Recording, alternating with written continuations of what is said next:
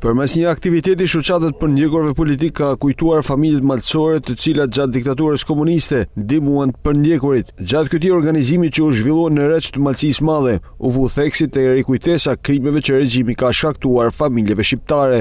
Sot revolucioni i Ramiz Alis, po them revolucion që ai e përmysi sistemin me idenë e tija për modifikimin, ka fitu plotësisht.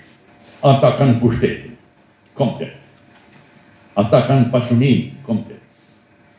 Në 100 biznesmen të mlaj, që mund tjetë, 99 janë ata. Por, ata me gjithë se i kanë tëna, nuk kanë një gjë, nuk kanë moral. Pse s'kanë moral? Sepse vetë ata nuk kërkun falje, nuk pranun terrorin e tyne. Ata kanë një lloj ideologjie që me harru të kaluam. Po, me qenë që ata dole me harru, që na metet ne? Ne pushtet s'kena, ne pro s'kena. Atë që po, ne doja kujtojmë krimin që kanë bërë. Pra se nuk ka gjithë shka, dhe më shpërblimi se kur s'kena kërku, asë në ka shku në mëngë, që pa bimë burë dhe pa marrin në shpërblim.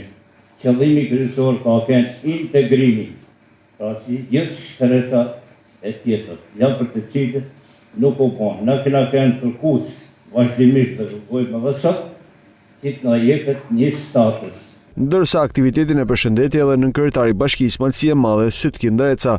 Jam këtu për të dhënë prioritet bashkëpunimit, për të dhënë mesazhin e mirëkuptimit, për të dhënë mesazhin siç tha edhe kryetari i Unionit, mesazhin e besës, e cili në Malësinë e Madhe ka qenë është dhe të jetë kurrë një nga vërtetet më të shenjta malësorëve. Pjesëtarët e familjeve u nderuan me certifikata mirënjohje, të cilët sfiduan diktaturën komuniste, duke u bërë mbrojtës të familjeve të deklasuara politikisht.